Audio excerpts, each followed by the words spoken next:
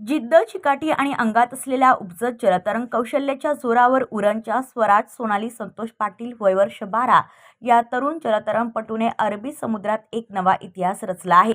स्वराजने मध्यरात्री बरोबर 2 वाजता धर्मतर जेट्टीवरून समुद्रात उडी मारून आपल्या या आव्हानात्मक मोहिमेला सुरुवात केली।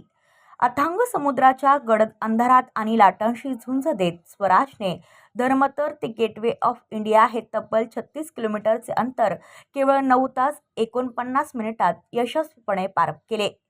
स्वराजसाठी धर्मतर ते गेटवे ही मोहीम अचानक मिळालेले यश नाही, तर त्यामागे त्याची टप्प्याटप्प्याने केलेली तयारी आहे।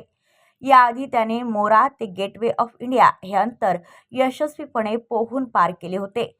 त्यानंतर त्याने कासा खडक ते खांदेरी किल्ला या ऐतिहासिक जलमार्गावरही आपली मोहोर उमटवली होती।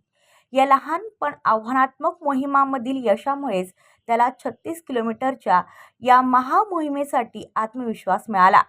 स्वराजचे हे यश केवळ वैयक्तिक नसून ते एका जलतरणपटू कुटुंबाच्या परंपरेचा भाग आहे।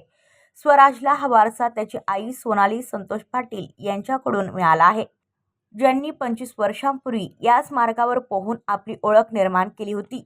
या मोहिमेत स्वराजला मामा संतोष पाटील, मामा जयेश पाटील आणि भाऊ राज पाटील यांचे मोलाचे प्रोत्साहन मिळाले। त्याला अनुभवी प्रशिक्षक मामा हितेश पाटील यांचे मोलाचे मार्गदर्शन लाभले। ब्युरो रिपोर्ट उरण, पनवेल वार्ता न्यूज। आपल्या परिसरातील बातम्या आमच्यापर्यंत पोहोचवण्यासाठी स्क्रीनवर दिलेल्या क्रमांकावर संपर्क साधू शकता। दूरध्वनी क्रमांक 8652414343।